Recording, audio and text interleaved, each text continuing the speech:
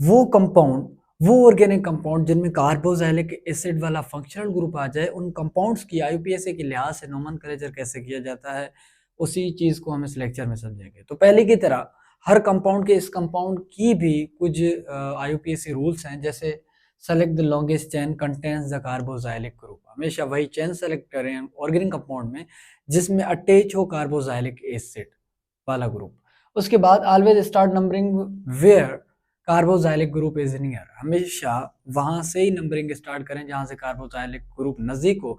जैसे मैं कहूँ ये हमारे पास कंपाउंड है, अब इस साइड पे इसके पास अटैच्ड है कार्बोक्सिलिक ग्रुप, तो कहेंगे सर नंबरिंग हमेशा स्टार्ट फ्रॉम दिस साइड। उसके बाद रूल है कि name to the branch first alphabetical order.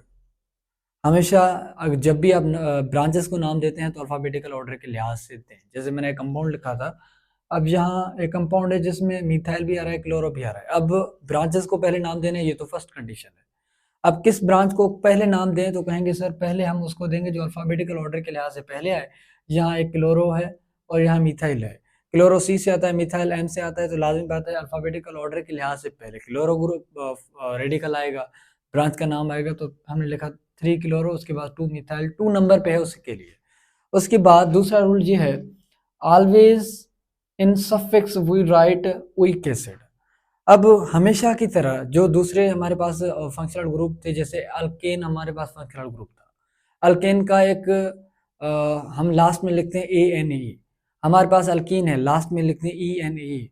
और दूसरा हमारा फंक्शनल ग्रुप है अल्काइन, उसके लिए लिखते हैं जीन लास्ट में। जैसे अल्कोहल की बात की जाए तो लास्ट में हम लिखते हैं ओ एल।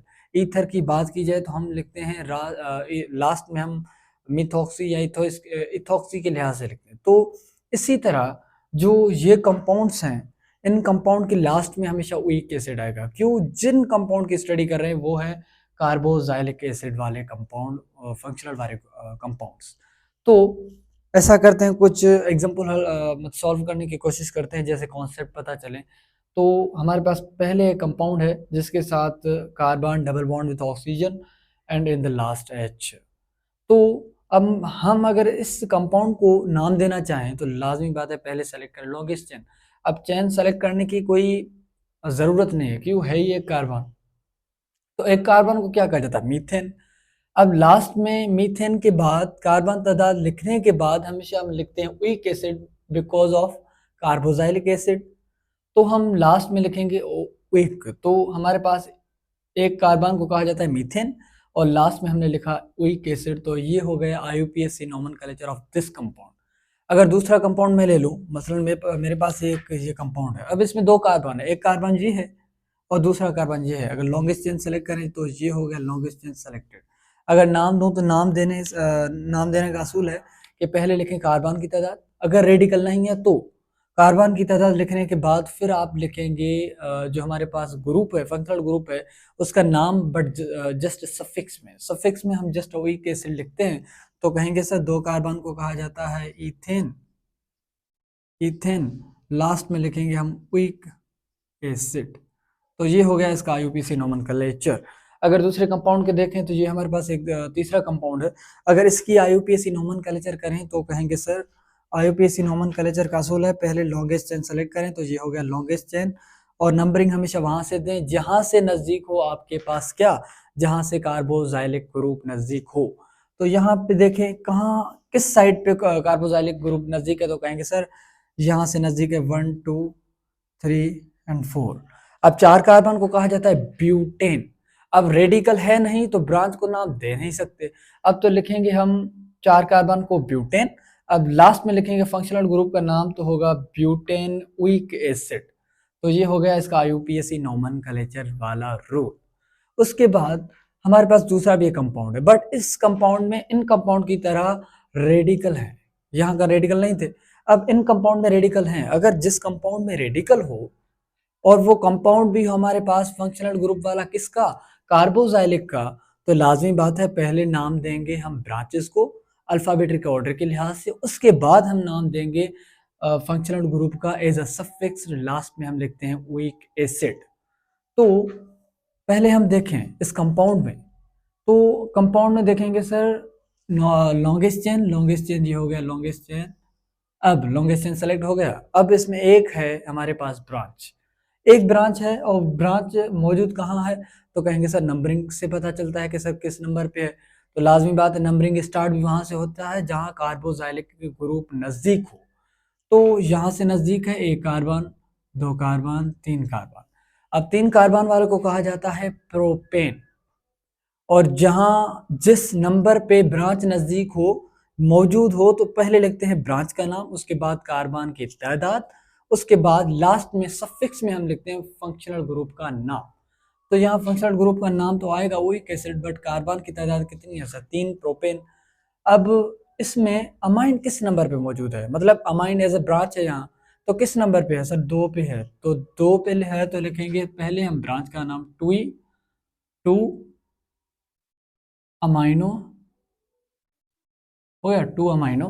उसके बाद कार्बन की तादाद है तीन, तो तीन को कुछ कहा जाता है प्रोपेन, प्रोपेन। अब लास्ट में हम लिखते हैं प्रोपेन क्विक, और यहाँ लिख देता हूँ एसिड। तो हो गया इसका आईयूपीएसी नोमेनक्लेचर। तो इसी तरह हर कंपाउंड को नाम दिया जाता है पहले ब्रांचेस को, उसके बाद अल्फाबेटिकल ऑर्डर के लिहाज के बाद हम लिखते हैं लास्ट में सफिक्स के तौर पर फंक्शनल ग्रुप का नाम, जैसे हो गया वीक एसिड।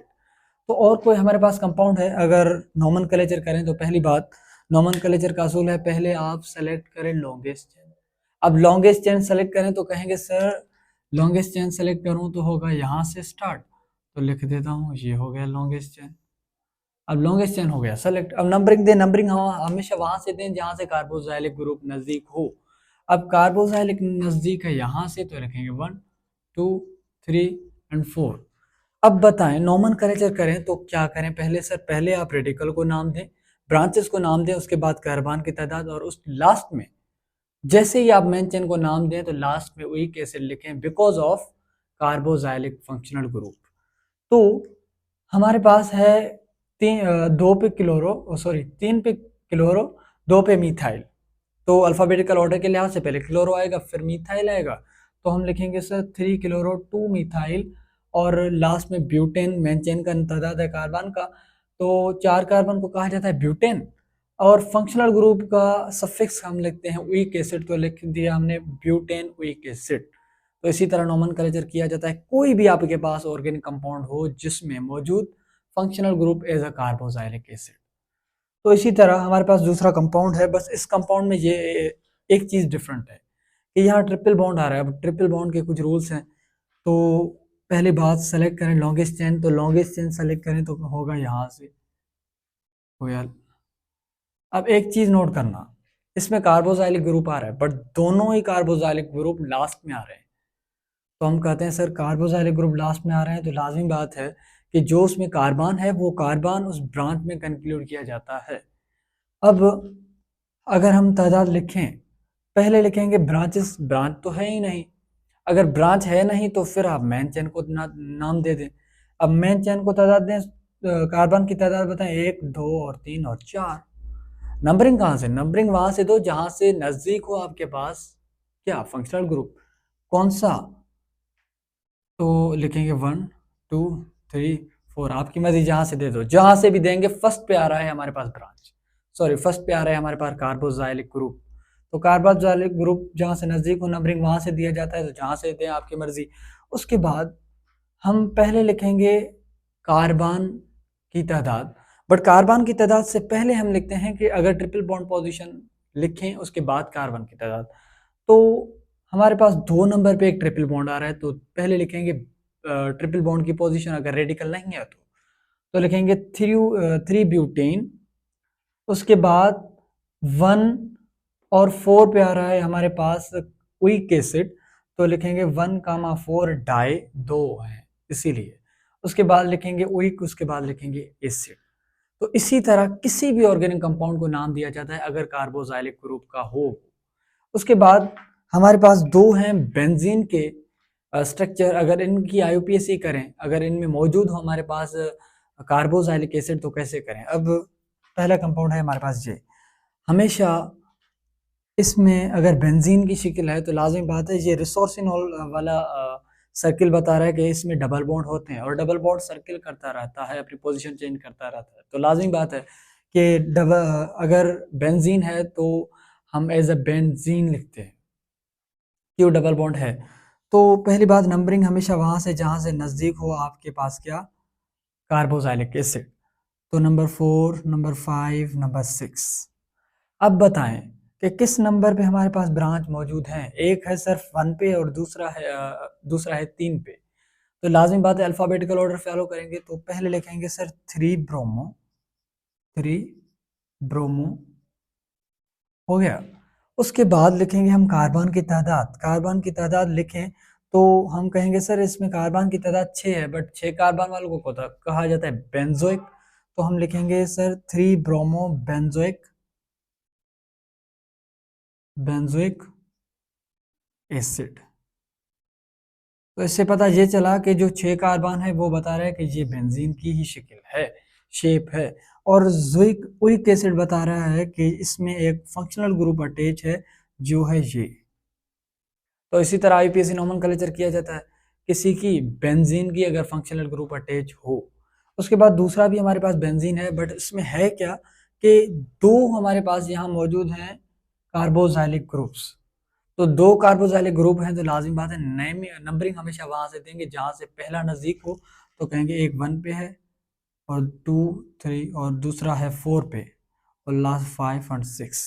अगर नेमिंग दें तो लाजमी बात है, नेमिंग का असूल है कि पहले आप ब्रांचेस को नाम दें। अगर ब्रांचेस नहीं है तो कार्बन की तादाद बताएं और कार्बन की तादाद बताने के फौरन लास्ट में आप लिखेंगे weak acid because of carboxylic groups involved in organic compounds. उसके बाद हम कहेंगे सर पहली बात तो हमको लिखनी है मेन चेन की तादाद। क्यों, यहाँ ब्रोमो आ गया था इसलिए हमने 3 ब्रोमो पोजीशन के साथ बता दिया, ये ब्रांच है इसलिए। अब यहाँ दोनों ही फंक्शनल ग्रुप हैं तो पहली बात हम लिखेंगे कि सर इसकी शेप क्या है। सर बेंजीन की शेप है तो बगैर देर किए हुए हमने लिखा बेंजीन। उसके बाद एक आ रहा है 1 पे फंक्शनल ग्रुप और दूसरा आ रहा है 4 पे। तो हम लिख सकते हैं 1,4 डाई क्विक एसिड। तो ये हो गया हमारा IUPAC nomenclature of this compound. तो इसी तरह आपके पास भले आपको बेंजीन की शक्ल में कोई कंपाउंड हो ऑर्गेनिक, कहे कि सर इसमें कार्बोक्सिलिक ग्रुप अटैच है, अब इसकी आईयूपीएसी नोमेनक्लेचर करें, या आपके पास स्ट्रेट फॉर्म में कोई कंपाउंड हो और कहे इसकी आईयूपीएसी नोमेनक्लेचर करें, तो आसान सा मेथड था। 2 रूल्स थे, वो रूल्स को इस्तेमाल करके आप किसी भी ऑर्गेनिक कंपाउंड को नेमिंग दे सकते हैं अगर उसके साथ अटैच हो आपके पास क्या, कार्बोक्सिलिक ग्रुप। तो उम्मीद है